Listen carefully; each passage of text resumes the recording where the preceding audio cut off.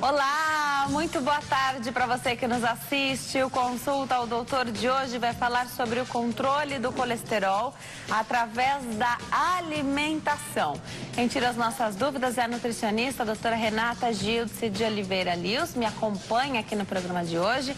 Não saiam daí, nós estamos ao vivo, no ar.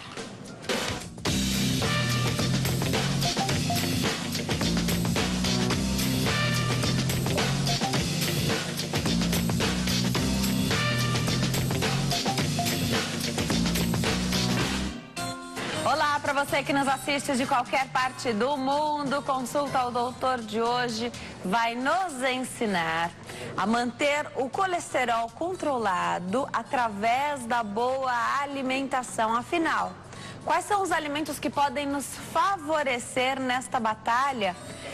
E o que significa o colesterol elevado, né? Então a gente sabe que tem um colesterol bom, tem um colesterol que é ruim.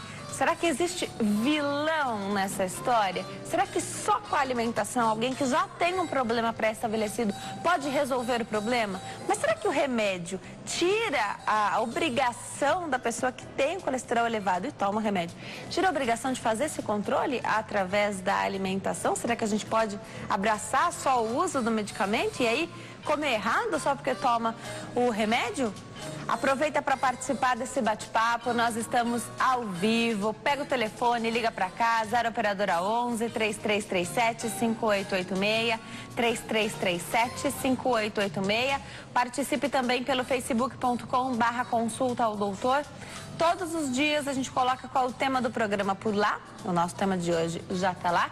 Comente fazendo a sua pergunta, escreva na linha do tempo ou mande a sua mensagem de forma particular. Fique à vontade. Faça a sua pergunta aqui para a doutora Renata Giltze de Oliveira Lius. Ela é nutricionista e hoje quem responde as nossas perguntas aqui. Rê, obrigada por ter vindo, é um prazer te receber aqui. Agradeço, é sempre super gostoso a gente poder estar junto, né? E tirar tanta dúvida, né? Tanto se fala sobre o colesterol, né? É porque esse tema de gorduras, eu acho que da nutrição hoje é o tema mais polêmico, né? É o tema mais fervilhante aí. Você falou das gorduras, né? A gente vai chegar lá. Eu tenho assistido a várias pessoas nas redes sociais, né, colocando óleo de coco no café, então dando uma turbinada, né? Aí nessa gordura que me parece boa, né? A gente vai chegar lá para conseguir explicar quem é que pode, quem é que não pode fazer isso, né? E como é que a gente equilibra a nossa mesa, como sempre. Tá recheada, a gente sabe que pode ser o teu momento de tomar o café da tarde agora com a sua família, é isso? Aproveita para mandar suas fotos, a partir de segunda-feira tem promoção rolando por aqui do Dia das Mães e eu já recebi várias fotos, mas tá tudo valendo já. Já tá valendo porque é importante que você tenha criatividade para mandar essa foto que chame a nossa atenção para que você consiga ganhar o livro que a gente está propondo aí. Você vai saber tudo em detalhes nas redes sociais e na segunda-feira. Mesa recheada aqui. A doutora vai explicar depois o que é bom, o que nos ajuda, o que é ruim, o que a gente não pode comer. Será que existe proibição para quem tem o colesterol ruim muito elevado?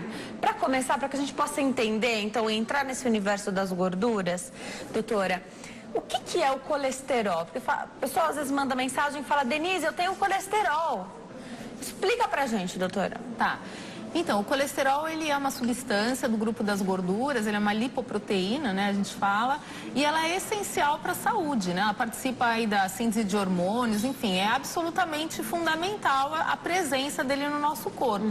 Só que com uma série de modificações de alimentação, um monte de coisa que a gente tem vivido hoje, o aumento do peso, muitas vezes isso acaba se tornando um problema, né, então algumas pessoas acabam tendo valores mais elevados e isso pode comprometer a saúde cardiovascular dessa pessoa, tá? Mas assim, é importante lembrar que o colesterol ele é fundamental, ele não é um vilão, ele é uma substância fundamental para o nosso corpo. Perfeito. Tá? A gente sabe que a gente tem tipos de colesterol dentro do organismo. A gente tem as letrinhas, as siglas, né? Isso. Não sei eu vou dar qual uma é o bom, qual é ruim. Que ninguém vai esquecer nunca mais. Legal. Não quero esquecer mais. Então, assim, HDL é o herói. Tá? Que é o colesterol bom. E o LDL, ladrão, que é o ruim. Tá. Então, acho que é legal explicar um pouquinho como eles funcionam. O LDL, ele é uma partícula geralmente pequena e dura, né? Uma partícula densa e tal. E muitas vezes o que acontece? Uma pessoa que, por exemplo, tem pressão alta, a hipertensão, ela pode causar uma avaria na artéria, né? Uma lesão na artéria. Então, dentro das nossas artérias, a gente tem uma parede chamada de endotélio. Essa parede, se ela for íntegra, como se fosse um tapete bem lisinho, isso faz com que a pessoa tenha lá a passagem do sangue com bastante tranquilidade. Para algumas pessoas, a gente tem um endotélio doente, né? Um endotélio que já tem algum tipo de problema. Então, a partícula do LDL, geralmente, ela sofre aí um problema porque ela gruda na parede da artéria com muita facilidade. Então, quando essas partículas vão se acumulando, você pode ter uma placa de gordura. E essa placa, ela pode causar a famosa obstrução. Então, o HDL, que é o colesterol bom, ele tem que estar presente em grande quantidade para que ele haja como uma nave-mãe, onde o LDL, que é o ruim, ele gruda e ele é retirado da artéria. Por isso que é importante a gente ter valores baixos de LDL, que é o ruim, e valores altos de HDL, que é o colesterol bom. Então, essa balança de ter mais do bom, menos do ruim... Você nunca vai conseguir ter mais do bom, né? Geralmente o valor do HDL ele é menor, né? Então o HDL já é considerado protetor acima de 50, 55, 60. Agora, por exemplo, às vezes até no papel do exame está escrito lá 35. 35 não protege ninguém, tá? E o LDL, quanto mais baixo, menor. Então, para uma pessoa que não tem nada de saúde, o ideal é ter valores inferiores a 130.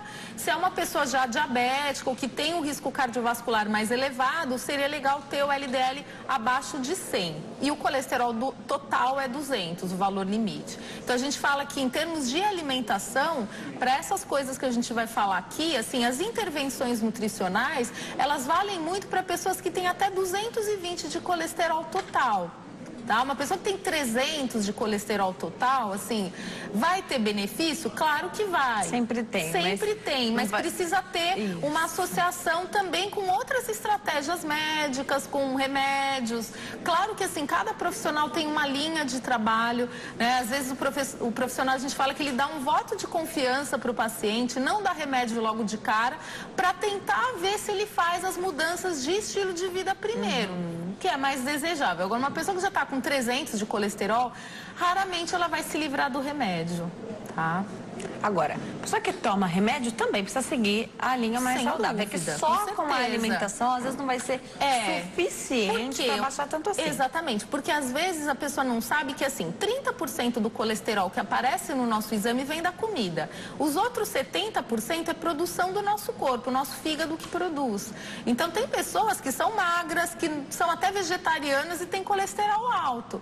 Tá? Então, por isso que precisa ter lá uma abordagem medicamentosa e tal. Agora, são as gorduras que fazem o nosso colesterol ruim aumentar?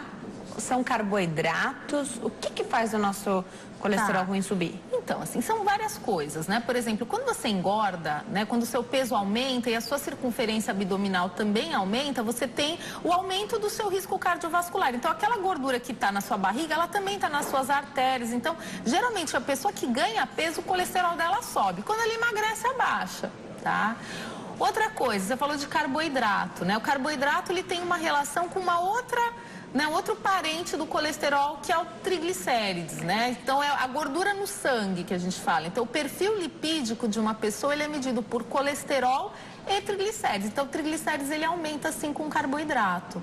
Tá? Também não pode deixar de lado os triglicéridos, porque faz muito mal. Também faz. Às vezes pode dar pancreatite na pessoa, enfim, né? Aumenta o risco cardiovascular também. Então, também é um item que precisa de muita atenção. Não é só o colesterol, é o perfil lipídico completo. Perfeito. Tá. Agora, hoje em dia, a gente fala bastante da...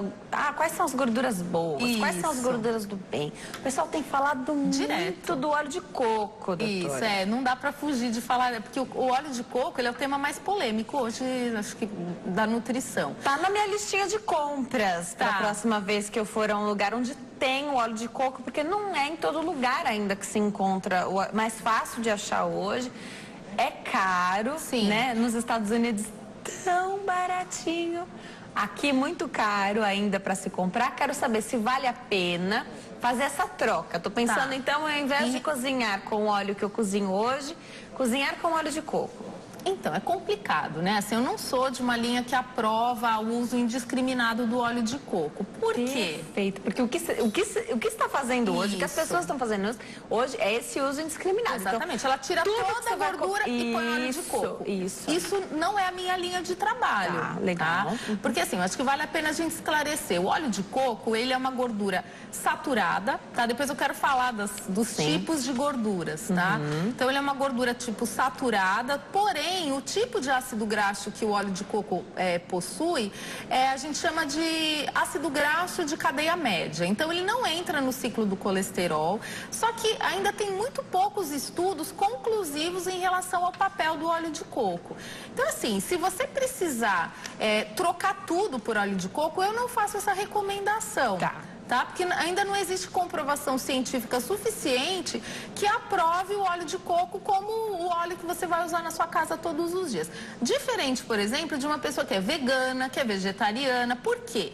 Porque ela não vai ter outras fontes de gordura saturada, tá? Então, uma pessoa vegana, nem leite ela não toma, ovo ela não come carne, ela não come frango, ela não come nada de origem animal, que são as maiores fontes de gordura saturada da dieta. Então, uma pessoa vegana que trocar tudo por óleo de coco, muito provavelmente ela não vai ter problema nenhum. Agora, uma pessoa que come embutidos, come linguiça, salsicha, carne, frango, toma leite integral, come ovo, e aí mais o óleo de coco, aí eu não recomendaria o uso. Porque fica a mais. Fica a mais. Então, assim, mas realmente são ácidos graxos de cadeia média, né? Eles não sofrem oxidação, então não tem relação com o aumento do colesterol. Mas são estudos, muitas vezes, são feitos com poucas pessoas, né? Por exemplo, as pessoas estão tomando muito óleo de coco para perder barriga. Né? Então as pessoas chamam de seca-barriga, enfim. Mas aí que tá, tem estudos que não são, assim, estudos grandes quanto a isso. Não saber você é para todo mundo, exatamente, né? Para generalizar dessa tem um forma. estudo até que eu estava lendo hoje, falava que um grupo fez dieta, os dois fizeram dieta com nutricionista e tal, e o grupo que usou óleo de coco perdeu 1 centímetro de barriga, 1 centímetro e pouquinho de barriga, e o outro grupo perdeu 0,6. Mas será que isso é suficiente para a gente trocar tudo? E fora, tudo vai ficar com gosto de óleo de coco, então tem que pensar. Tem essa parte que é bem ruim, o pessoal fala que tem que acostumar, porque tudo fica, o arroz fica com de coco, tudo fica com gosto de coco, né? Agora, são as gorduras que fazem com que a gente engorde, doutora? Olha, a gordura, acho que é super legal essa pergunta, porque assim, a gordura ela tem 9 calorias por grama. Né? Então, assim, é o nutriente mais calórico. O carboidrato, ele tem 4 calorias por grama, a proteína tem 4. O álcool não é nutriente, mas ele tem 7 calorias por grama, portanto, bebida alcoólica engorda e muito, né? E a gordura tem 9 calorias por grama. Então, não dá pra gente falar que a gordura ela não tem uma contribuição no aumento do peso. Só que também, se a gente pensar alguns alimentos, como alguns que eu trouxe aqui, por exemplo, as castanhas, o abacate, eles têm um baixo teor de carboidrato. Então, para a linha de trabalho que eu uso, que é uma dieta de baixo índice glicêmico, são produtos super indicados. Tá? Eu acho que tudo tem que ser dentro do contexto de uma dieta saudável. Você falou de índice glicêmico. Mostra aqui, Fraguinha. Aqui, ó.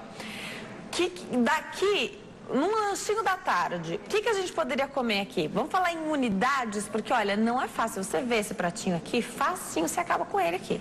Assim, tem mas muito aí aqui, né? Demais, nem pensar, né?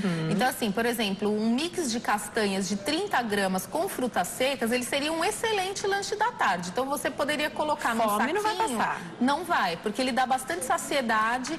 A castanha do Pará, ela tem selênio, que é um mineral antioxidante, ele ajuda a prevenir o envelhecimento celular, dá saciedade. Então, por exemplo, se você pegar num saquinho, pesar numa balança entre 30 e 40 gramas de um mix de frutas secas e castanhas, então damasco, maçã desidratada, tâmara e algumas castanhas, sendo que uma pelo menos a castanha do Pará ou castanha de caju, nozes, mas é que a do Pará ela tem que ter, porque ela tem o selênio. Tá? Então aí você, de repente, é muito melhor do que você abrir um pacote de bolacha, nem se compara. Tá? Que tristeza pensar. Uma coisa, porque quem pensa só nas calorias, de repente você vai falar, mas eu vou comer uma bolachinha dessa aqui, recheada.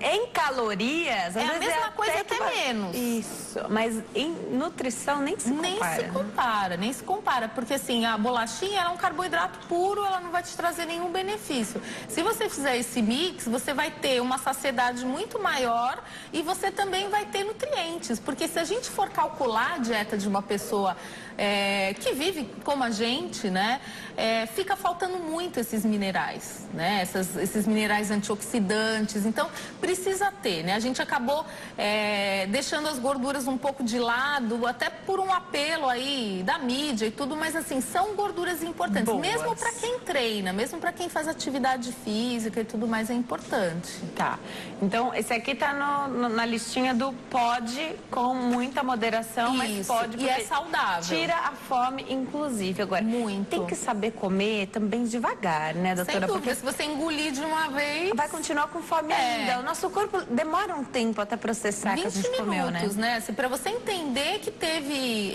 consumo de energia, você precisa consumir um produto em 20 minutos. E essas frutas secas, elas são legais porque elas têm fibras, né? Por exemplo, o damasco, a maçã desidratada, eles têm fibras também que acabam retardando aí a absorção do próprio colesterol, da própria gordura, depende de outros alimentos. Você falou do abacate.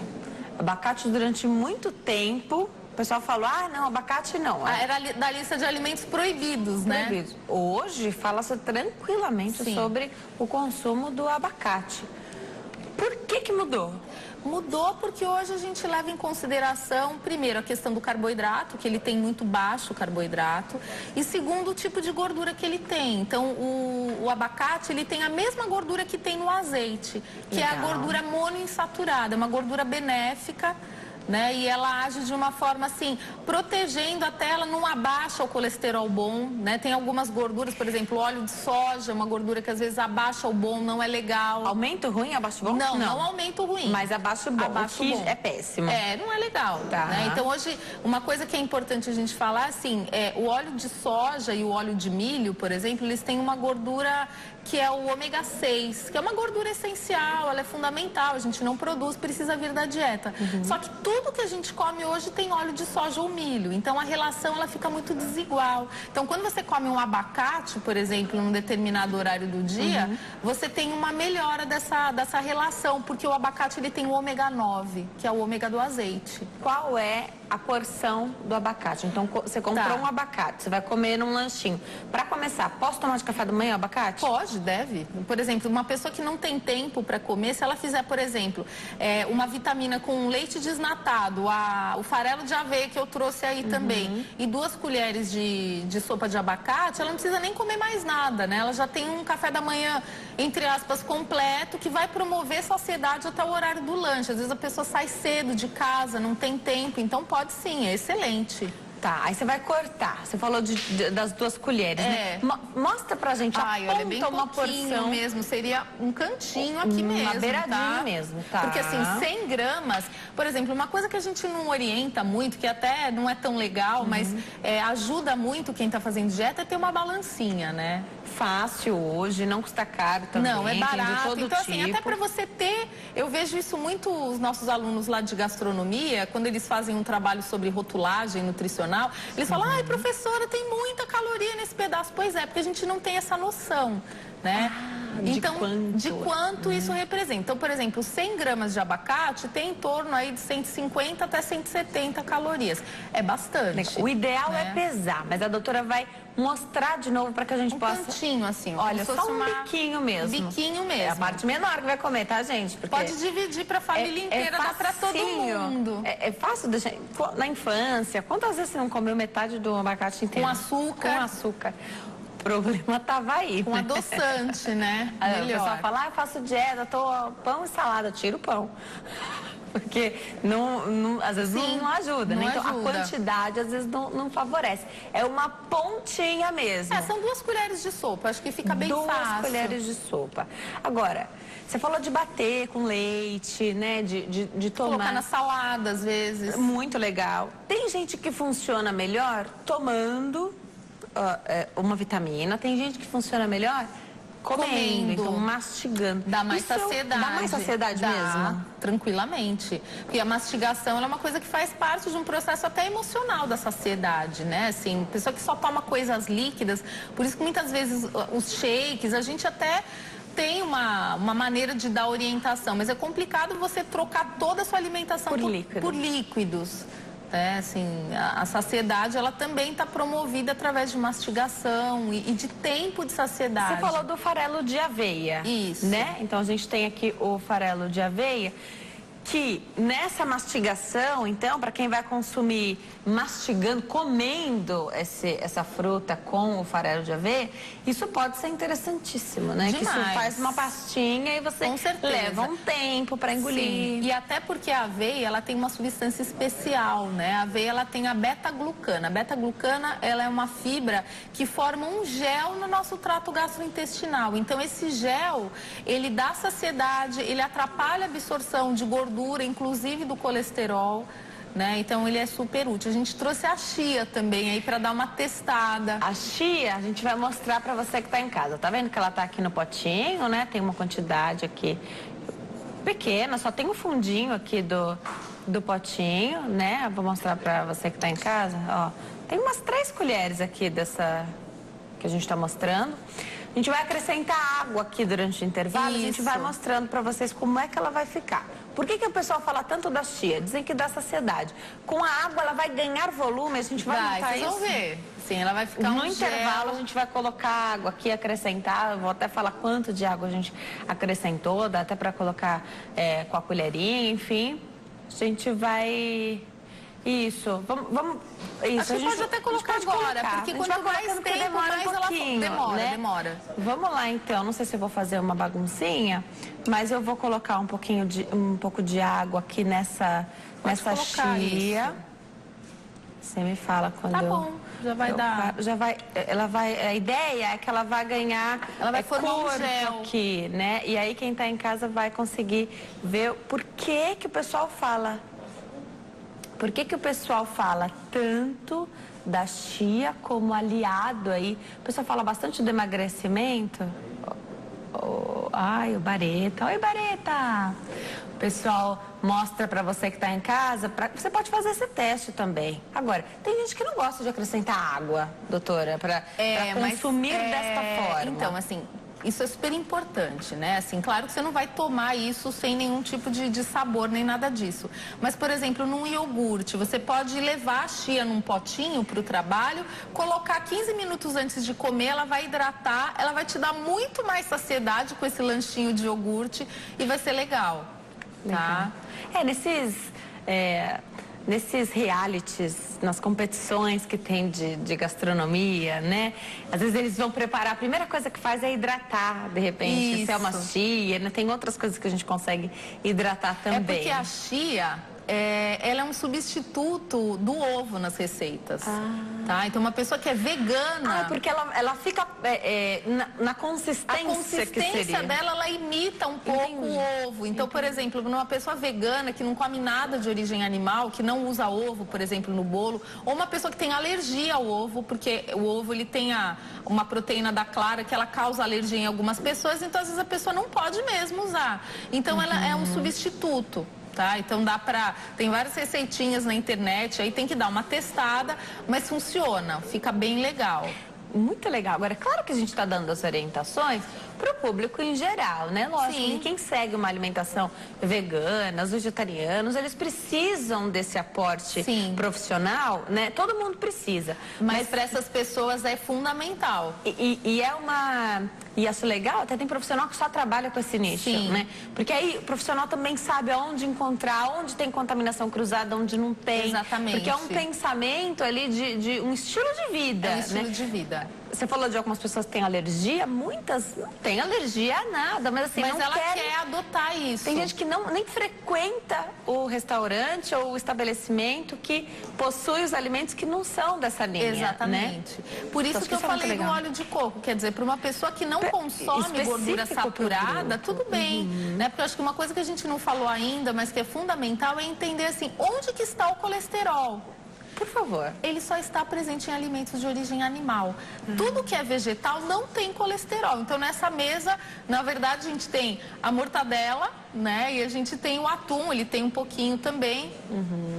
Tá? Mas assim, o abacate, ele não tem colesterol, porque ele não é um alimento de origem animal. O colesterol, ele só está presente em alimentos de origem animal, vegetal não. Esse aqui é o atum, a gente perdeu as informações acho que nutricionais, acho que caiu aqui. Mas a doutora fala pra gente daqui a pouquinho, só que você que gosta de comer atum, se você já foi ao mercado, se aventurou nas prateleiras dos mercados, tem uma grande diferença nos tipos de atum que a gente pode encontrar, né? Tem no óleo, tem natural, tem água, né? Eu acho que depende muito da sua necessidade. Se você não está preocupado com peso ou não está preocupado com controle de gorduras, você pode consumir o atum em óleo, porque é um óleo que não é um óleo que tenha nenhum problema, né? Assim, na verdade, difícil alguém que vá consumir aquele óleo. Geralmente você vai retirar a maioria. Agora, claro que se você tiver, por exemplo, uma pessoa que treina, que é atleta, que come o atum como fonte de proteína e tal, o ideal é o atum ao natural ou em água, porque aí ele não vai contribuir com nada mais de valor calórico nem de gordura, tá? Então, aí depende muito do que você vai querer de linha e de necessidade. Perfeito. Tá? Tem a mortadela aqui na nossa mesa. Eu falei que algumas pessoas tomam café da tarde, então é um dos colocam né? a mesa, né? É um momento aí que você se reúne com a família. Hoje, para muitas pessoas, é emenda de feriado. Sim. Então tem muita gente reunida aí em torno da mesa com alimentos, né? Então onde você vai tomar seu cafezinho, comer um pãozinho, talvez. Aí você tem a mortadela. Aí você vê a mortadela que você falou, deixa eu esperar.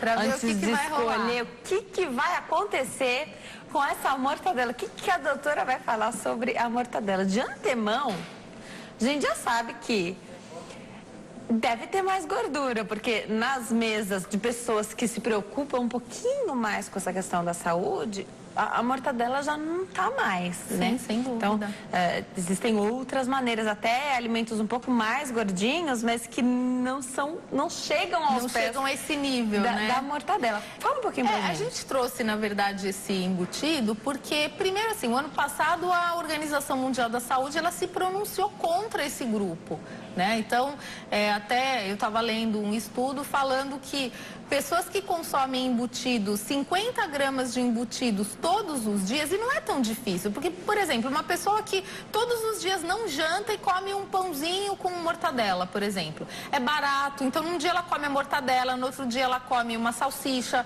no outro dia ela come um sanduíche de calabresa, é muito fácil você ter um consumo. Aí no domingo, de repente no sábado, ela pede a pizza de calabresa, né, de presunto, com outros embutidos, então realmente assim, a chance de você ter um risco cardiovascular aumentado, segundo esse estudo, né, uma pessoa que consome 50 gramas de embutidos todos os dias tem 42% mais chance de ter um evento cardiovascular, né, infarto, derrame, e 19% mais chance de ter diabetes tipo 2.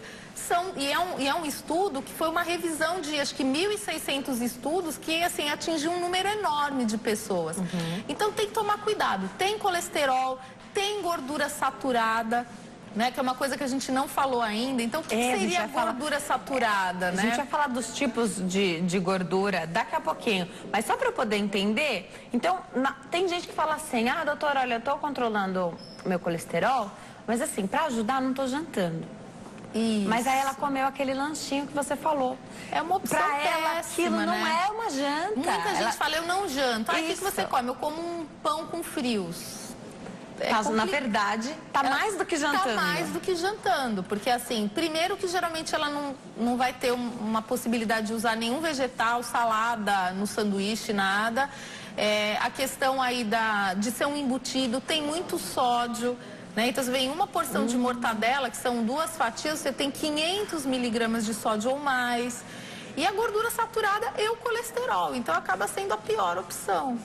Eu vou me preparar para dar um recadinho. Enquanto eu chego até lá, o pessoal às vezes pergunta das carnes, né? Então, do que é possível? A carne vermelha que a gente tem, a carne... O frango, né? E os peixes, tá? Então, eu queria... Tem carne de porco também. Para começar, Sobre essa questão da gordura, doutora, muita coisa foi falada recentemente. Eu vou me preparar para dar um recado, enquanto eu chego até lá. A gordura de porco, então, o pessoal fala assim, olha, tem que parar de cozinhar com esses óleos que a gente cozinha, tem que cozinhar na gordura do porco, porque isso é que é saudável. Vamos nortear, então, aí quem está em casa? Por que isso foi falado? Porque antigamente se cozinhava na banha do porco e ninguém tinha tanto problema assim, tinha menos diagnóstico da doença, vivia menos, eu consigo entender isso. Mas por que se trouxe essa questão de cozinhar em banha de porco, sendo que hoje a gente tem tanta coisa para utilizar? Conta pra gente. Tá. Na verdade, assim, né, essa questão da banha, até eu tive paciente que, assim, parou de usar óleo de soja no mesmo dia e já começou a usar banha. É porque, na verdade, assim, a banha, ela tem uma superestabilidade, né? A gordura de origem animal, gordura de porco, ela tem uma superestabilidade a alta temperatura. Então, muitas vezes o ponto de queima dela, né, o ponto de fumaça, chega a 220 graus. Então, ela não muda, né? Ela não sofre mudança. Por isso que muitas vezes tem muita gente na internet, tem muito vídeo sugerindo isso. Só que não é o que a gente acredita que seja o melhor, né? A gente acredita que realmente é uma substância que, mais do que qualquer coisa, pode aumentar o colesterol e trazer uma série de problemas de saúde, tá? Joia, vou dar um recadinho também de saúde para quem está em casa. Já volto para entender como é que o nosso preparo dos alimentos também pode ser mais benéfico para o controle do colesterol. Sabe quando você prepara uma carne, prepara um alimento, você deixa ele na geladeira de um dia para o outro, aí você percebe uma visível crosta de gordura. Então você está vendo na hora ali no cozimento e você não se deu conta.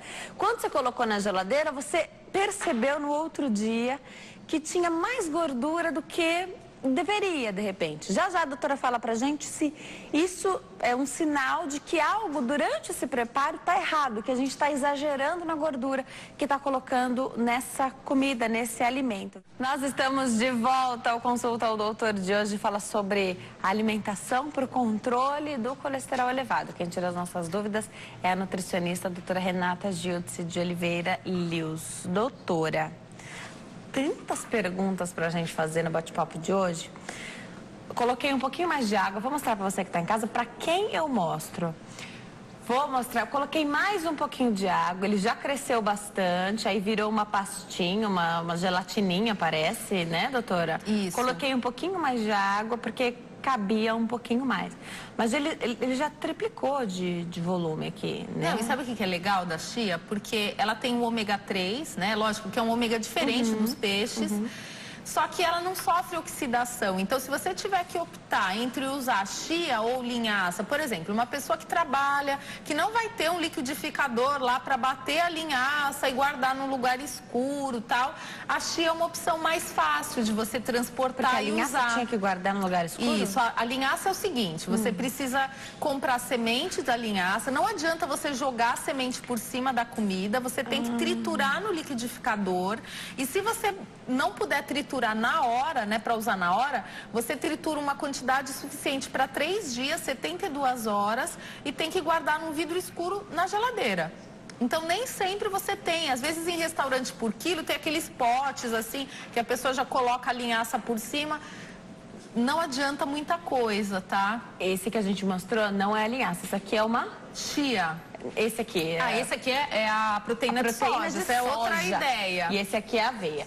Então a gente vai contando para você que esse não está aqui, a gente vai ajudando a gente a entender, né? A doutora vai nos ajudando a entender como é que funcionam os alimentos. A questão da soja eu também acho muito interessante, a gente vai falar sobre isso.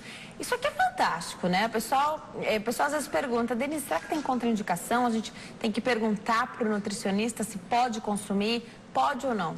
Pode. A aveia, ela não é geralmente ela não é uma proteína alergênica, só que ela tem um problema, né? A aveia, ela pode ter, ela é considerada uma fonte de glúten. Por quê?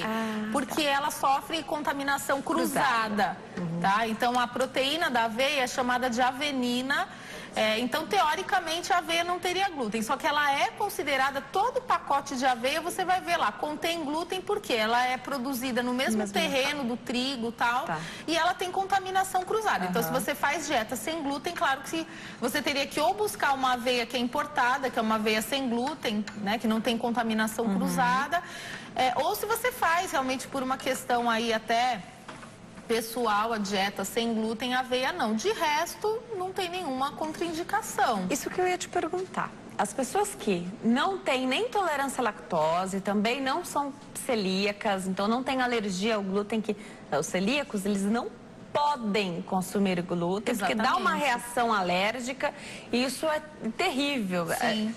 As pessoas contam que não pode nem respirar. Pode nem inalar. Não pode ir para a padaria. Não pode ir à padaria que tem produtos feitos do trigo lá, que eles podem passar mal. Então, assim, tem cuidados para se tomar. Mas eu imaginar aquele grupo de pessoas que aboliu da dieta, né, o glúten e a lactose, se sentiram confortáveis nessa questão, nessa abordagem, né? Tem muita gente que, não, achei que eu desinchei sem glúten, sem lactose, achei que eu tô melhor. Então, a pessoa deu certo, continua, maravilha. Agora, pro colesterol, tem algo que possa influenciar, melhorar, atrapalhar o sem glúten ou sem lactose? Não tem nada a ver nessa questão. Olha, se você pensar muitas vezes que o leite, quando ele é integral, ele é uma fonte de gordura saturada e colesterol, pode ser que realmente até a pessoa tenha algum tipo de melhora.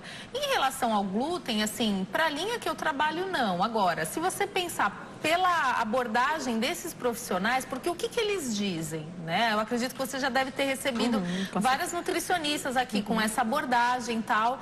O que eles dizem? Que o glúten, ele é uma fita proteica. Tá? É como se fosse uma fitinha aí de proteína. E que frações dessa proteína, elas não são bem digeridas por ninguém, nem por mim, nem por você, por ninguém. Então, como essa proteína ela não é digerida, segundo esses profissionais, ela gera uma inflamação. E muitas vezes essa inflamação ela pode ter relação com risco cardiovascular e tal. Então, quando você segue a abordagem zero glúten, tem muitos profissionais que dizem isso, né? Que o glúten, quando você elimina o glúten, ele também teria uma relação com redução de risco cardiovascular, mas não é a linha que eu sigo. Por quê? Não é a linha, né, tradicional que o Conselho Regional de Nutrição apregou e tudo mais. Perfeito, perfeito. Sempre a doutora vem aqui, ela fala de vários estudos, ela fala do que está comprovado, do que tem na literatura. É porque hoje é um pouco difícil ser nutricionista, né? Porque assim, existem profissionais de várias áreas e cada profissional ele vai atuar dentro do seu segmento. Então, assim, eu acho que a gente nunca deve criticar outros profissionais. A gente precisa tentar entender. Sendo profissional, né? Tudo bem, mas e os palpiteiros? Aí fica difícil, fazer, né? Por exemplo, as pessoas falam, não come abacate porque sobe o seu colesterol. Não tem nenhum fundamento isso, né? Não tem gordura do tipo saturada, não é de origem animal. A questão de calorias a gente já explicou, não é tudo isso. Então, realmente, esse lugar comum a gente precisa combater, sem dúvida. Perfeito. Tá? Eu falei dos tipos de carne, te perguntei de cozinhar ali na banha do porco, por exemplo, né? Agora, na hora de escolher a proteína, então, sendo ela uma carne, então escolhendo ou a carne de frango, ou a bovina, ou um peixe, né? É sempre melhor optar pelo peixe, inclusive para quem tem o colesterol elevado, para quem está tentando buscar um controle. Por que eu estou perguntando isso? Primeiro que a gente sabe que tem vários tipos de peixes, os mais gordurosos e os mais magrinhos.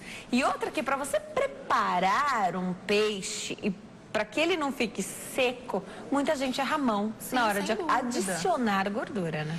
Eu acho que primeira coisa, né? Eu também não acho que a pessoa tem que comer peixe de segunda a segunda. Tem muita gente que gosta, eu acho que assim, até o fato das pessoas terem acesso à comida japonesa hoje, aumentou muito o consumo de salmão e atum, que são peixes que têm ômega 3.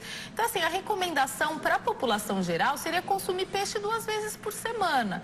Isso não significa que você não possa comer carne bovina ou suína. Porque existem cortes magros de bovinos, por exemplo, o patinho, o coxão mole, são cortes magros. Você pode tirar toda a gordura antes do preparo. O frango, a mesma coisa. O peito de frango tem bem menos gordura, mas você pode tirar a pele da coxa, da sobrecoxa, antes do preparo. Agora, isso não significa que você não possa comer, eventualmente, uma carne suína, por exemplo, porque também tem cortes magros de suíno. Né? Se pega um lombo, alguma coisa assim, não vai ter diferença nenhuma. Só que a carne suína, ela sofre também muito preconceito. Né? Como sendo, é uma carne gordurosa. Não, existem cortes magros como você tem, por exemplo, na carne bovina.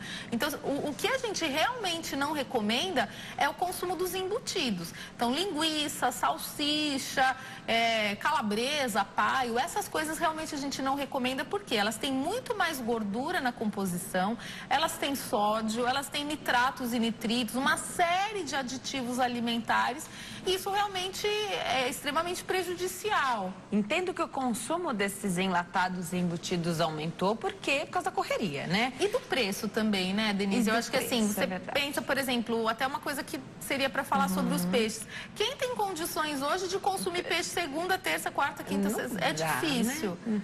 Né? Difícil então, mesmo. assim... Agora, para não ter mais como desculpa essa questão da correria, você falou de um preparo, então tira. Frango é uma coisa super fácil de preparar, né? Então tem várias maneiras de se preparar o alimento. A gente pode congelar as porções e aí facilita, porque aí você não tem mais a desculpa. Você faz um dia para uma semana, 10 dias e congela. Vale isso? A gente perde muito nutriente? Não melhor do que consumir tanto. uma linguiça, né? Muito melhor. Assim, tem uma perda, mas é uma perda pequena, né? O congelamento ele é um método seguro, tal.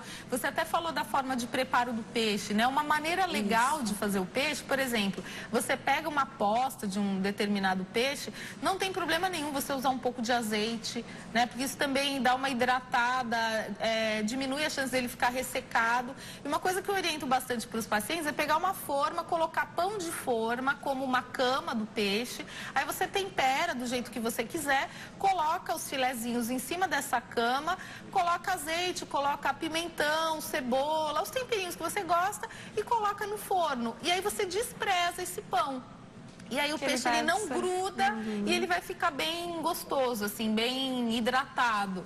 Né? Então acho que é uma dica legal. Fazer uma crosta de castanhas também é legal.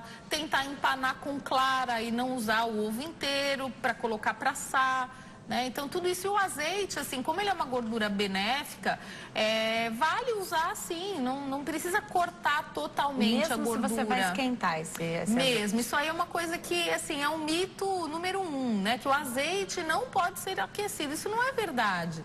Né? O azeite ele pode ser aquecido, isso acontece em todos os países do Mediterrâneo, inclusive eles fazem até frituras, o azeite ele é estável em temperatura elevada.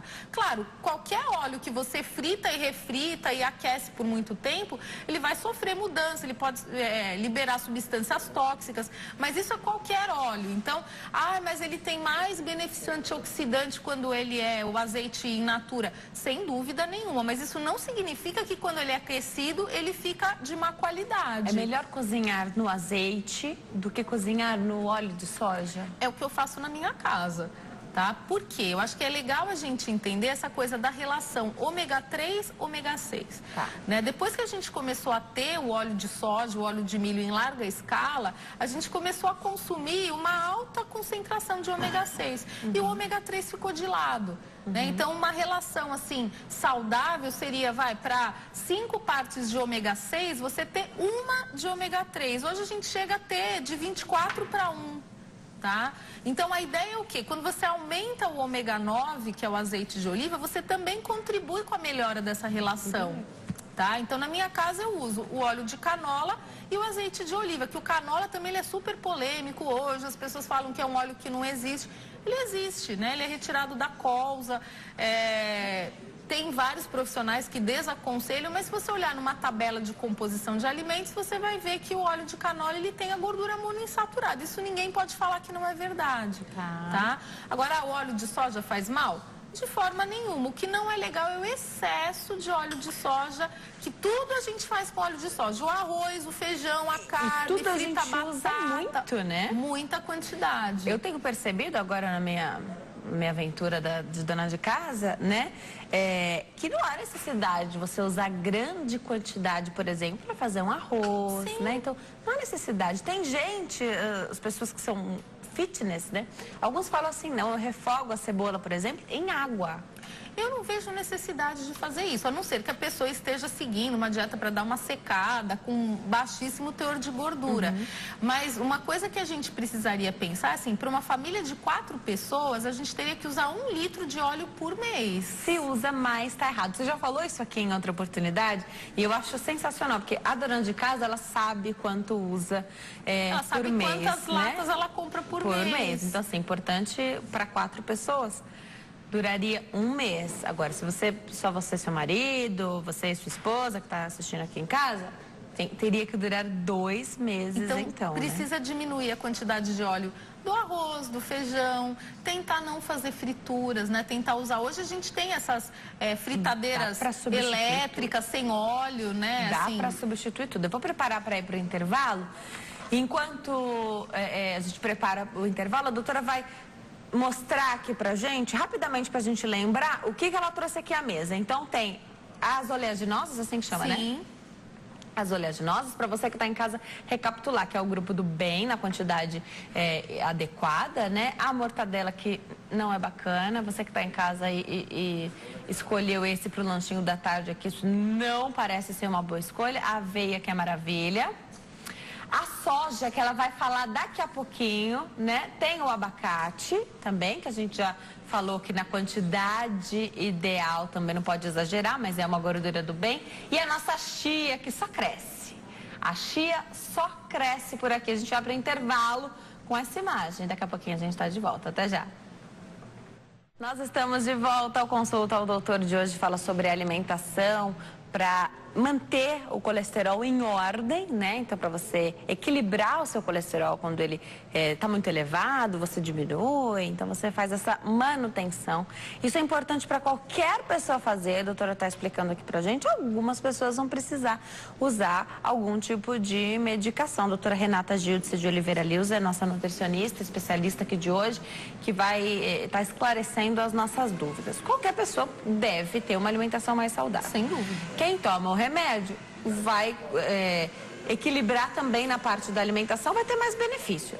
Eu abri o programa perguntando se você nota que algumas pessoas agem dessa forma, se é ok agir dessa forma. Eu acredito que não, né? A pessoa abraça a ideia, então, eu já tomo remédio mesmo.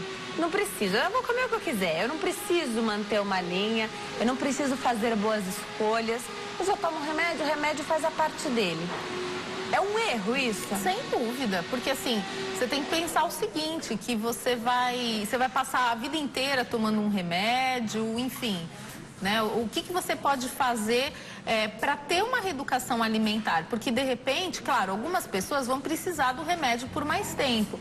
Mas o esperado é que a pessoa faça uma mudança de estilo de vida, perca peso, consiga diminuir aí a sua circunferência abdominal, né? E que ela consiga se livrar do remédio. Então, tem que fazer uma reeducação alimentar. Tá? E existem produtos, por exemplo, a aveia, ela tem uma ação comprovada na redução do colesterol. Então, todo mundo sempre fala tanto da aveia, né? Pode exagerar? Então, tudo que você vai comer, você põe aveia. No arroz e feijão, você põe aveia. Você tem uma quantidade, né? 2 colheres de sopa. E eu trouxe o farelo de aveia. O farelo de aveia, ele tem mais fibra do que carboidrato. São coisas diferentes. Então, você chega a pegar, por exemplo, 2 colheres de aveia cheia, você chega a ter 140 calorias. O farelo, você vai ter metade ou menos ainda disso. Para quem faz uma dieta que reduz o carboidrato, então de uma determinada hora para frente você não come mais carboidrato. Algumas pessoas tentam quase zerar, que não dá para zerar, porque é difícil. Carboidrato a gente precisa também, né? A doutora já me explicou algumas vezes aqui. Pode utilizar isso que a gente está falando que é do bem? Pode, todos eles, tirando a mortadela. Tirando a mortadela, que não Mas é, assim, o farelo de bacana. aveia você pode usar, você pode fazer um lanchinho com as oleaginosas, o abacate. Sobre as frutas, a gente tem às vezes uma restrição quanto ao horário. O abacate, eu poderia fazer... É liberado. Liberado. Ah, O legal. coco também. Legal. Falar do coco também é muito legal. O coco então, também. Você comprou o coco e vai tomar a água do coco. Perfeito. Tem 50 calorias. 40 a 50 calorias e em torno aí de 10 gramas de carboidrato no máximo. Não dá para substituir a água pela água de coco, né? Então, tomar uma aguinha de coco e aí você vai aproveitar, não vai jogar fora o coco. Você vai abrir o coco, você quer comer aquela parte lá de dentro, branquinho, que quando é um coco que a gente tomou água, Coco ele verde, né? Tem uma polpa mole e isso, tal. é mais molinho. Pode comer todo ele? Olha, todo é complicado, né? Assim, apesar dele ter bastante água, tudo, ele tem fibra e tal, mas assim, o ideal seria você comer metade, vai. Tem de vários tamanhos também. Tem de vários tamanhos, mas tem, né, assim, tem um valor calórico, não é uma coisa isenta de calorias, mas dá pra comer. O outro coco que a gente consegue descascá-lo e ficar seco, né? Isso, e você fica com ele é grandinho, assim, é grossinho, né? Esse também a gente pode consumir. Pode, 30 gramas. Lembrando, gente, que tem gordura saturada, mas são ácidos graxos de cadeia média. Então, a literatura diz que não são ácidos graxos prejudiciais, como de uma carne bovina e tal. Só que não dá, por exemplo, uma pessoa que tem colesterol alto, não dá para ela fazer o lanche com coco todos os dias. Seria legal fazer isso uma vez por semana tal. Priorizar a gordura monoinsaturada, que é do abacate. Pra gente conseguir fixar e entender, porque a gente lê no rótulo, né? Ah, gorduras saturadas, tá escrito lá, só que a gente não sabe o que é. Explica pra gente então, dá esses nomes, dá uns exemplos pra gente conseguir entender das próximas vezes o que é bom e o que não é tão bom. Tá. Então, assim, primeiro tipo, né? A gordura saturada. O que seria a gordura saturada? É uma gordura que geralmente é de origem animal. Então, gordura que tem na carne, no frango, no ovo, no leite integral e tal. Tem uma exceção vegetal, que eu já falei aqui, que é a gordura de coco. Tem uma outra exceção, que é o chocolate. O chocolate, ele também tem ácido graxo saturado, mas a literatura diz que não são ácidos graxos que fazem mal, mas enfim. Gordura saturada significa que é uma gordura que a temperatura ambiente, ela é dura, tá? Então, toda gordura que, quando eu vejo, ela endurece, por exemplo, depois que eu preparei, enfim, derreteu, depois ela endurece, significa que ela é saturada. Se ela for de origem animal, ela tem colesterol na composição e a gordura saturada, por si só, ela também pode aumentar a nossa produção de colesterol. Então, seria o grupo que a gente teria que restringir. Tá? Então, assim, a literatura diz que a gente deveria consumir no máximo 10% da nossa composição de calorias de gordura saturada. Para pessoas obesas ou que estão com risco cardiovascular, até 7% das calorias teria que vir da gordura saturada.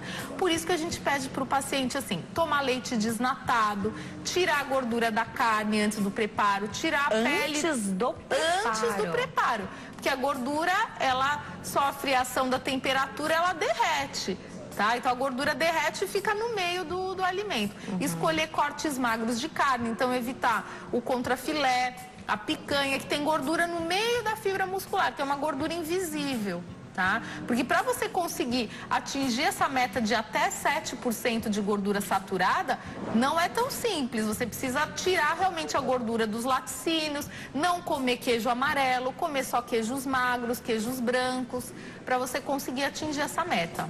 Perfeito. Outro tipo. Gordura monoinsaturada. Então, a gordura monoinsaturada é uma gordura que ela é líquida à temperatura ambiente, é uma gordura benéfica, é a gordura que tem, por exemplo, no azeite de oliva, nas nozes, nas castanhas, no abacate. E é uma gordura que tem aí uma relação com redução do risco cardiovascular. Só que ela também engorda. Tem muita gente que fala, o azeite não engorda. Não, ele também tem 9 calorias por grama, como qualquer outra gordura. Tem que usar pouco. Fazer a boa escolha, né? Se você tem o risco, não quer ter o risco aumentado de doença cardiovascular, também não quer ganhar peso, pelo contrário, se você quer emagrecer, tem que usar o bom senso esse equilíbrio da quantidade, Isso. né? Aí outro tipo, a gordura poliinsaturada. Então a gordura poliinsaturada, a gente tem aí dois tipos, né? O ômega 3 e o ômega 6. O ômega 6 é uma gordura que está presente o dia inteiro, né, na nossa alimentação, porque ela tem nos óleos, por exemplo, de soja, milho e girassol. Então a gente come demais o ômega 6. E o ômega 3, ele está presente nos peixes de águas geladas e profundas, tipo salmão, atum, de água doce, truta, né? O bacalhau, tá? Então, por exemplo, pescada não tem ômega 3, cação não tem tanto ômega 3, tá? Então não é qualquer, por exemplo, peixe de rio não tem ômega 3, a maioria, tá? Mas mesmo um atum enlatado tem, um salmão do restaurante japonês tem. E aí de fontes vegetais importantes nós temos a chia e a linhaça. Então é o que eu falei, a linhaça é legal? É muito legal. Só que ela sofre mais oxidação. Então a linhaça você precisa triturar na sua casa e usar de preferência na hora. Se não der para usar na hora, você usa aí no prazo de 72 horas só. Exige um cuidado. Sim. Né? Precisa de uma atenção aí especial. E o último tipo, posso falar? Pode. Que é a transsaturada ou gordura trans. Tá? Então a gordura trans é um tipo de gordura de laboratório. Que muito se fala, porque no rótulo está escrito livre de gordura trans. Aí você acha que está o quê? Arrasando naquele alimento. Exatamente, é aí que está o problema. Por quê? A gordura trans, ela tem uma série de benefícios, assim, em termos culinários, né? Então ela é uma gordura sólida, sabe aquela banha vegetal que a gente usa para fazer torta? Gordura vegetal hidrogenada, é essa que é a gordura trans, né? Então hoje o governo, ele fez a parte dele, tirou a gordura trans de vários alimentos, né? Hoje, por isso que aparece tudo livre de gordura trans. Mas aí você tira a trans, você põe qual no lugar? A saturada, muitas vezes. E muitas vezes o público, ele não faz essa leitura, tá? Então, claro, alguns ácidos graxos saturados que são colocados, eles vêm do óleo de palma, né? Que seria o mesmo componente do azeite de dendê, que o azeite de dendê, ele é bruto e o óleo de palma, ele é processado. E os estudos dizem que o óleo de palma, ele não faz mal como a gordura trans. Então se usa muito hoje, tá? Mas a gordura trans a gente tem que ter cuidado, porque às vezes ela está presente em frituras de imersão, naquela batatinha frita da lanchonete que a gente vai, num sorvete mais genérico, né? Porque assim, as marcas mais reconhecidas, a gente já teve a retirada desse produto. Chocolates, né? Muita gente trabalha com bombom, trabalha com coberturas de chocolate. A gordura trans, ela deixa o chocolate mais maleável, né? A cobertura mais líquida. Então a gente ainda não se livrou completamente desse produto. Você falou do chocolate, né? Em vários momentos você falou do chocolate aqui. O que pode, o que não pode para quem quer manter o colesterol em níveis adequados? Então, primeira coisa, evitar, assim, tanto quanto possível, ou seja, totalmente, chocolates hidrogenados. Então a gente até brinca com o aluno, aquele guarda-chuvinha, né? Aqueles baratinhos, aquilo lá... não tem gosto de nada. Aquilo lá é pura gordura vegetal hidrogenada, tá? E tentar, se você tiver com vistas à saúde, você teria que tentar usar o chocolate com maior nível de cacau, né? Então acima de 55, de 70 de cacau, porque ele tem mais poder antioxidante, só que engorda do mesmo jeito. Engorda do mesmo jeito? Engorda do mesmo jeito. Acontece que a gente não consegue comer do mesmo jeito. Vai comer um chocolate que é 90% cacau? Não dá pra comer, parece que amarra a boca. Porque ele tem mais antioxidantes, tudo. Então, é até melhor, porque você come menos, tá? Então, esse chocolate mais popular, né? Um chocolate mais simples, ao leite, tudo, assim, ele é gostosinho, só que ele não traz o benefício antioxidante. Não, né? É só recreativo mesmo. Não agrega. Então, se a gente puder agregar, maravilha fazer isso. Agora, você trouxe aqui uma... Como chama? Uma PTS, né? Uma proteína texturizada de soja. Proteína texturizada de soja. E olha quantas pessoas que não consomem outro tipo de proteína, usam a soja, né? Então fazem tudo com soja. Queria que você falasse um pouquinho quem pode, quem não pode, para que público vai trazer mais benefício. Aqui para o colesterol, é bom ou é ruim? Demais.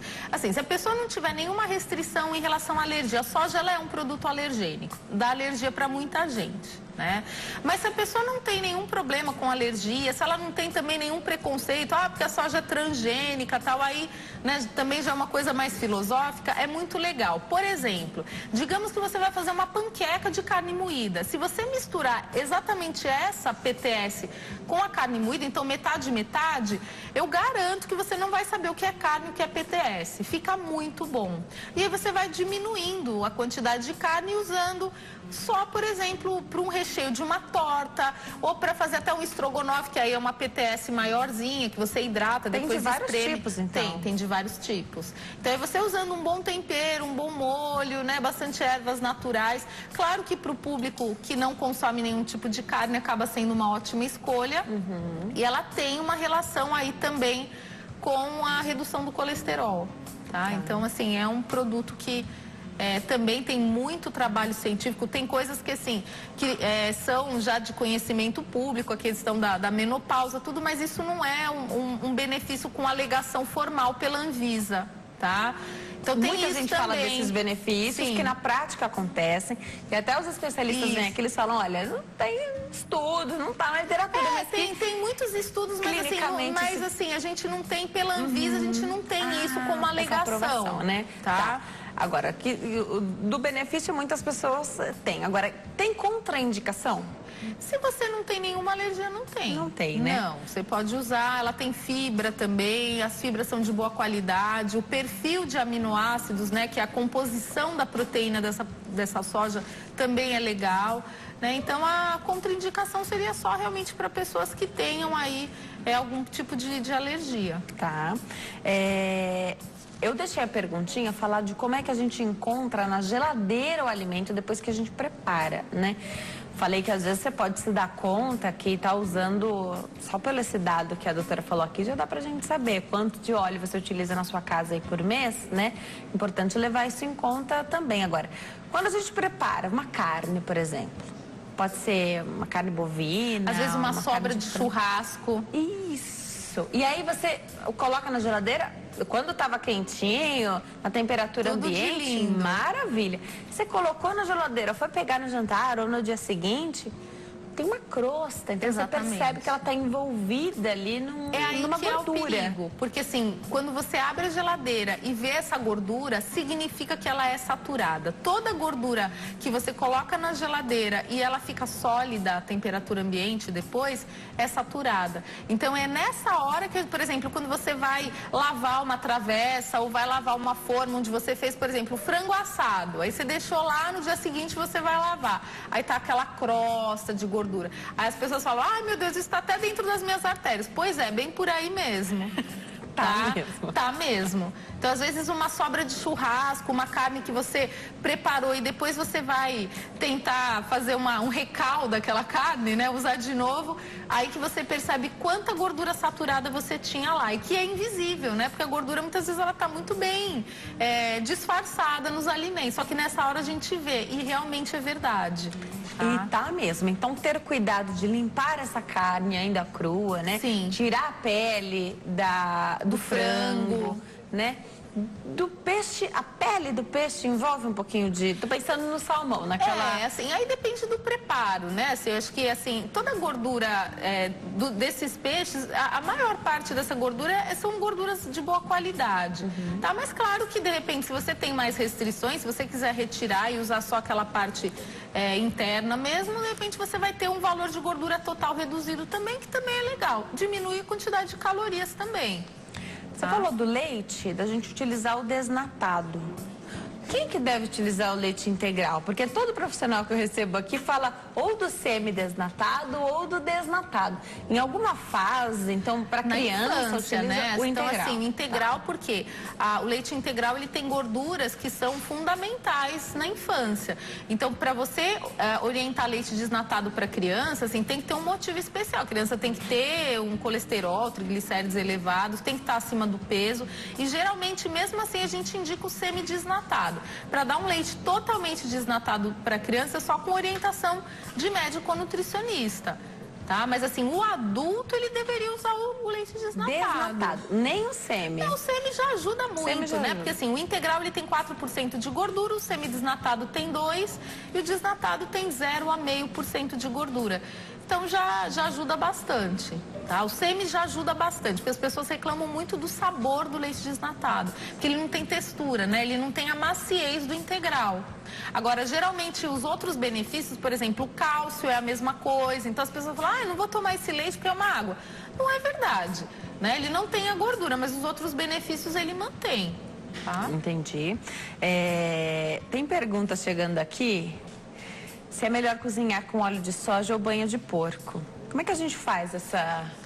É que é aquilo, é assim, a linha que eu sigo é uma linha bem tradicional, né? Se você pegar, tem até um material muito legal, que é da Sociedade Brasileira de Cardiologia, que eles vão ser muito taxativos em relação a isso. O óleo de soja seria uma opção mais viável do que a banha de porco. Tá? Que tem muito vídeo na internet falando sobre isso, mas não é a linha que eu sigo.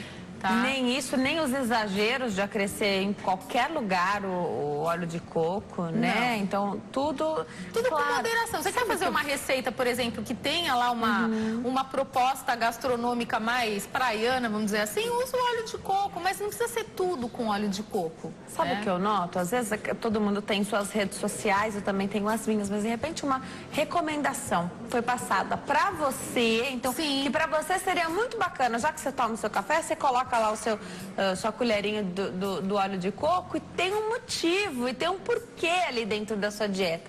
Aí você mostra, então, no Instagram, no Snapchat, no seu Facebook, na sua página, você mostra, aí a pessoa fala, olha que bacana. Porque de repente essa pessoa que está usando, ela teve realmente uma orientação, porque de repente ela treina, ela precisa de um valor energético diferenciado e tal. Então, não serve para todo mundo. Por isso que o que a gente fala é que a pessoa tem que buscar uma orientação nutricional personalizada.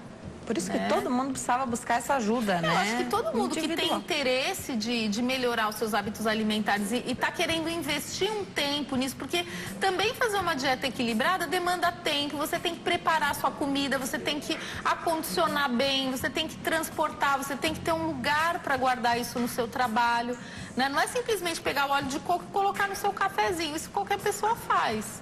Foi um planejamento. Planejamento, exatamente. E aí eu sempre falo aqui, defendendo sempre o trabalho dos nutricionistas, porque mudou sua rotina, mudaram seus horários. Eventualmente Mudou você tem que voltar no especialista, porque tem uma lógica de horário. Se fosse um lanchinho um pouquinho mais tarde, algumas coisas não poderiam entrar, outras poderiam estar no lugar. Às vezes você treina de segunda, quarta e sexta, nos dias que você não treina, é diferente a ideia, né? Então, com certeza. Perfeito. Agora, sobre os produtos lácteos, então. Muita gente fala assim, eu compro um iogurte, alguma coisinha que tem muito sabor, a pessoa gosta. Você vai ler o rótulo, não é bacana. Mas eu coloco um pouquinho de aveia, eu ponho chia, eu acrescento alguma coisa que pode favorecer. Você falou tudo, assim. Por exemplo, às vezes a pessoa ela odeia o iogurte 0% de gordura, porque ele não tem textura e tal. Se ela colocar uma colher de chia, melhora? Melhora. Entendi. Sem dúvida, porque isso vai agregar essa fibra solúvel. A aveia, a mesma coisa. De repente, é uma pessoa que não tolera o iogurte 0 de gordura, só que ela não come carnes gordurosas. Então, isso equilibra. Então, por isso que é muito individual. É totalmente Se sua individual. dieta não coloca, não acrescenta um Por item que exemplo, tem olha, muito... uma pessoa que é ovo-lacto vegetariana, por exemplo, ela come ovo, toma leite, mas ela não come nenhuma carne. Tem problema ela usar um iogurte integral? A princípio não, a não ser que ela tenha um colesterol muito alto e tal. Mas assim, o teor de fontes de gordura saturada que ela vai consumir é muito inferior. Agora, se na nossa dieta a recomendação foi, se na sua dieta a recomendação foi não utilizar os iogurtes integrais, procurar aqueles que têm menos gordura, procurar os que são feitos com leite desnatado, e aí, para tentar quase trapacear, você fala assim, mas eu coloquei chia. Você está acrescentando mais coisas só no seu... Claro não, que mas é benéfico. muitas vezes ela compete, né? Tudo que tem gordura animal, tal, muitas vezes tem colesterol. A chia, por exemplo, esse gel, ele atrapalha a absorção, então pode ser útil. Então até você poderia lançar a mão de um iogurte que você gosta muito aí você coloca a chia, pode ser tira que, o por peso isso da que consciência. assim, o profissional, ele tá sempre disposto a negociar com você. Por isso que você tem que ser sincero. E sabe... Ai, Renata, eu não vou tomar esse iogurte porque eu acho horrível. Então, o que a gente pode pensar para você? Né? Né? E aí, tem que ser muito sincero, tem que ser honesto. E uma modalidade, uma coisa que os nutricionistas têm feito bastante, claro que é para quem tem a oportunidade, de repente, de fazer isso, é ir ao mercado com o paciente. É muito legal isso. Porque aí você ensina... Porque a gente ensina aqui também, os especialistas vêm aqui, eles ensinam. Mas é que chega no mercado e você viu os nomes são confusos. Isso, diferente, né? Que de repente te atraiu um pouquinho mais e que você não vai saber escolher.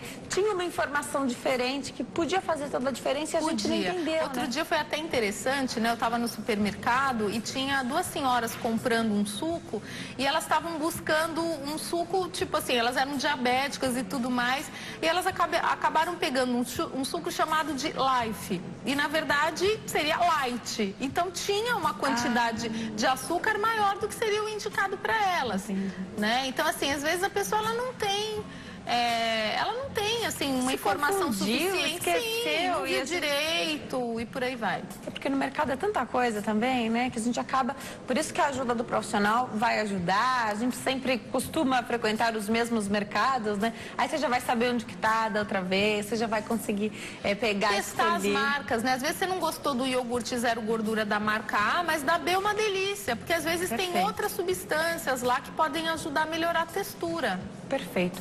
Para encerrar, para quem quer manter o colesterol controlado e está fazendo dieta para emagrecer ou para ter uma vida mais saudável, quero ganhar um pouco de peso, mas quero engordar com saúde. Pode consumir uma lata de atum numa refeição? Pode ser jantar? Então, pode ser um jantar, né? Assim, se você consumir a lata toda, vai dar em torno aí de umas 150 calorias. Entrando no seu plano alimentar, na sua contagem de calorias, não tem problema nenhum. Agora, por exemplo, num sanduíche, num lanche que você vai querer fazer, às vezes é muito melhor você consumir meia latinha de atum do que os frios tradicionais. Né? É um enlatado, mas ele tem mais qualidade, ele tem o ômega e tudo mais. Adorei. Vou passar os contatos da doutora, 0 operadora 11 2193 3583. 2193 3583. O e-mail é giolive@uol.com.br, giolive@uol.com.br. No Facebook é facílimo de encontrar a doutora. Você escreve no mecanismo de busca Renata Gildice Nutricionista, Renata Gildice Nutricionista, ou então você vai lá, www.facebook.com/Renata Gildice Nutricionista, tudo junto. Quando você escreve ali no seu browser, você consegue encontrar. Doutora, adoro te receber aqui, você sabe. Bom. Obrigada, Dê. Só para registro, vamos mostrar aqui, só pra gente registrar. Isso aqui, quadruplicou o tamanho. A chia aumentou muito o volume. Vocês lembram? Tinha colocado só um fundinho. Quando eu virava, a gente nem conseguia quase mostrar a chia que tinha aqui dentro.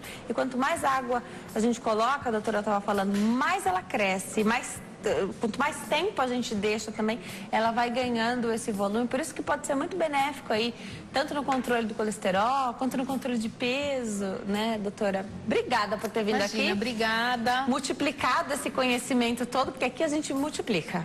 Eu que agradeço, mandar um beijo para todo mundo de casa, o pessoal do Facebook também, que sempre me acompanha.